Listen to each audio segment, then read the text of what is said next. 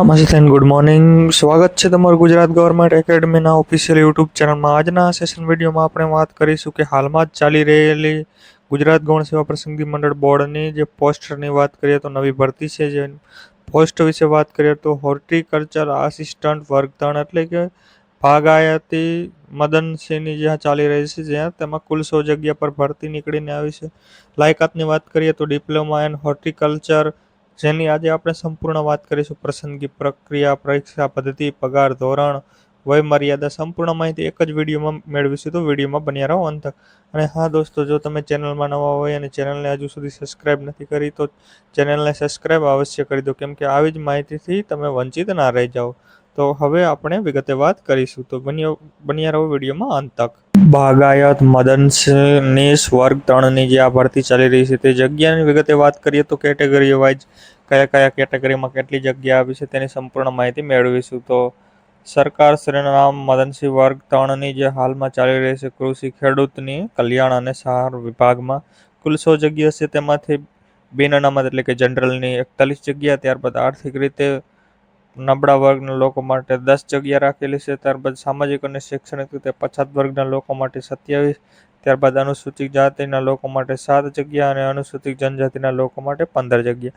ત્યારબાદ અનામત અને કુલ જગ્યા પૈકી મહિલાઓ માટે અનામત જગ્યાની વાત કરીએ તો બિન અનામત એટલે કે જનરલની મહિલાઓ માટે 13 જગ્યા અનામત રાખવામાં આવેલ છે. ત્યારબાદ આર્થિક રીતે નબળા વર્ગની મહિલાઓ માટે 3 જગ્યા, ત્યારબાદ સામાજિક અને શૈક્ષણિક રીતે પછાત વર્ગની મહિલાઓ માટે 8 જગ્યા, ત્યારબાદ અનુસૂચિત જાતિની મહિલાઓ માટે 8 જગ્યા, ત્યારબાદ અનુસૂચિત જાતિની મહિલાઓ માટે 2 જગ્યા, અનુસૂચિત જનજાતિની મહિલાઓ માટે 4 જગ્યા અને દિવ્યાંગ માટે પણ રાખવામાં આવે. દિવ્યાંગ માટે 4 જગ્યા અને માજી સૈનિક એટલે કે એક્સ આર્મી મેન માટે 10 જગ્યા અનામત રાખેલ છે. વાત કરી લઈએ વય મર્યાદા વિશે, તો વય મર્યાદા તમારી 18થી ઓછી ને અને 33 વર્ષથી વધારે હોવી જોઈએ. તે પ્રમાણેનું આપ નીચે કોષ્ટક જોઈ શકો છો. તમે જે પણ જ્ઞાતિમાં આવતા હોય તે તમે વિડીયો પોઝ કરીને જોઈ શકો છો. અને મહત્તમ તમારી ઉંમર 45 વર્ષથી વધારે ના હોવી જોઈએ, જે સંપૂર્ણ આપણે આ કોષ્ટકમાં જોઈ જ શકો છો. તમે તે પ્રમાણે તમને ઉંમરમાં છૂટછાટ મળવા પાત્ર રહેશે. વાત કરી લઈએ, જો તમારે આમાં ફોર્મ ભરવું છે અથવા તો તમે અરજી કરવા માંગો છો કે નોકરી કરવા માંગો છો, તો તમારી પાસે કયું ક્વોલિફિકેશન હોવું જોઈએ એટલે કે શૈક્ષણિક લાયકાત, તો તમે ડિપ્લોમા ઇન હોર્ટિકલ્ચર કરેલ હોવું જોઈએ. પગારની વાત કરીએ કેટલો મળવાનો છે, તો પ્રથમ 5 વર્ષ માટે 26,000 રૂપિયા ફિક્સ પગાર મળી રહેવાનો છે. ત્યારબાદ સરકારના અધિનિયમ પ્રમાણે તમને પગાર પણ મળવાપાત્ર રહેશે. ત્યારબાદ વાત કરી લઈએ અરજી ક્યાં કરવાની રહેશે, તો અરજી ojas.gujarat.gov.in વેબસાઇટ પર જઈને ઓનલાઈન અરજી કરવાની રહેશે. વાત કરીએ અરજી કરવાની તારીખ વિશે, તો અરજી પ્રક્રિયા હાલ ચાલુ છે. અરજી 3/8/2026થી બપોર 2 વાગ્યાથી ચાલુ થઈ ચૂકી છે અને અરજી કરવાની છેલ્લી તારીખ છે 17/8/2026ને રાત્રે તમે 12 વાગ્યા સુધી અરજી કરી શકશો.